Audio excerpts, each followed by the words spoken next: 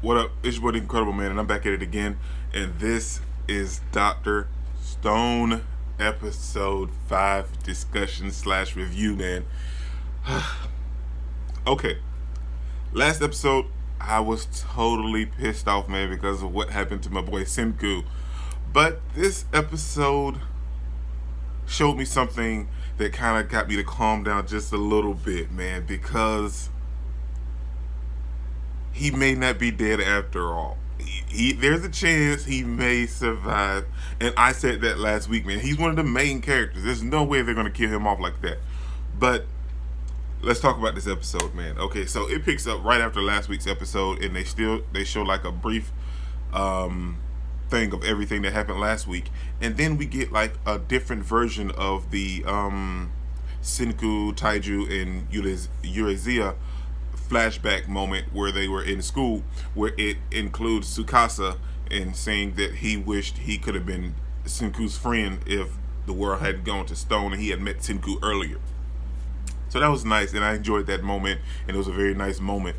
But then, like, as that part continues to go on, you see all of the moments where Tsukasa injected himself into like the little memory. He starts to fade out all of those moments as well, and it shows that, you know, he wished he could have been Senku's friend, but at the same time Senku's trying to achieve something that he doesn't want to achieve, so now he feels like he has to kill him. So then we get back to the present day with everything that's going on, and he's hit Senku, and he's already done killed him, and Taiju is running there, man, and he sees it, and Taiju's voice actor deserves an award, man, because the way that he showed up in that moment when he was there and he was so concerned for Senku, and all the emotion that he poured out in that scene, you can feel everything that he was saying coming off, man.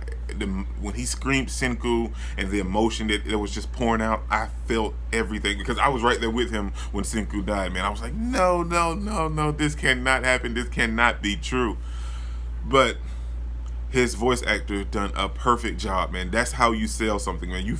When you can feel everything that's happening in one scene, and just from him screaming the character's name, that's what you know you've done, and you've achieved your job, man. Because that moment was absolutely wonderful, and it was one of my favorite moments from this episode. And then we get there, and I thought Taiju I thought he lost his marbles, because Tsukasa was saying that if Taiju has lost his marbles, he can't lose his marbles, because there's no way that if he does try to loses himself and attack me, he knows that I'm going to go after Urizuya.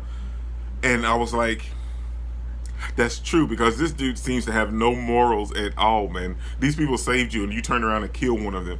But I understand where he's coming from, but at the same time, man, you also it's so heavy, because those could be like real things, man. Because like, even if you feel that way about the rest of humanity and the adults, these particular people saved you when no one else would, man. So even if you're upset and you don't agree with what their philosophy is, you can't kill them. Like, just go to the other side of the world. It's the world. You can travel and leave.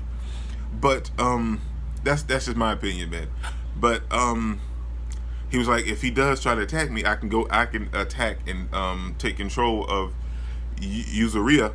And I was like, that's true. That's right. That's facts. He can definitely attack her. But then Taiju just, like, the emotion and rage that he had when like he picked up the boulder, I felt all of that too. Taiju's voice actor sold me on everything this week, man, because I felt every single emotion. The rage that he had, I was right there with him. And he just threw the boulder in the sky. I was like, now I don't know where this is going, because like, what is that going to do? You can't bum rush him because his eyes is like completely focused on you. But in that moment, Urizuya went over and grabbed the gunpowder and launched it at him, and the rock just fell and it caused this huge explosion. I love that scene. That scene was absolutely fantastic, and that gave them enough time to escape. But Tsukasa was like, goodbye, what are you guys gonna do? And that bought them enough time to grab Senku and run away. And I was like, well, why are they grabbing Senku? I mean, he's dead, isn't he? But that's what I love about the show, man. This is what I was talking about at the very beginning of the episode of this video. Sorry about the train. Which is Senku was always constantly cracking his neck, and I was wondering why was he doing that? But he had a little piece of stone like connected to the back part of like the nape of his neck, maybe, I think, and that was always bothering him, I'm assuming, and so that's why he kept cracking his neck. And what Senku had taught us and told everyone earlier in the episodes was that, like, when something happens and the petrified stone is around something, and if you pour it, it heals everything that's around there. So I'm hoping, and even because of what happened in this episode, that Senku's going to be healed because the piece of stone that was saved on his neck, man. Oh, it's so good. I knew he couldn't die, man. He was one of the main characters of the show. But then we get a lovely, lovely, wonderful flashback of Senku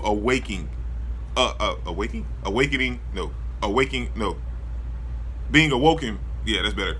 And since he was turned to stone, and we got a cool montage of him discovering and figuring everything out on his own, because he had read and tinkered with so much stuff in his lifetime that he knew how to do all this stuff from scratch, man, which was absolutely fantastic.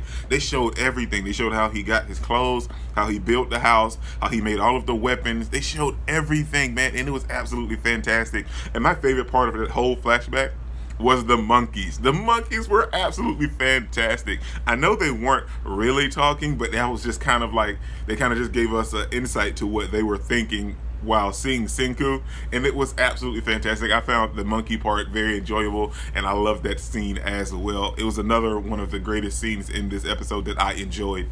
But I love seeing the flashback of how Senku created everything in the stone world. So that's where the title comes from, and I loved all of that, man, because I was wondering how all of that came to be, because we knew Senku created it, but we just never got any information of how he done it and how it came to be. And I loved seeing all that, and it was absolutely fantastic, man. But this episode was great, and that's all that really happened. So I'm super excited for next week, because I know Senku is going to be revived, man.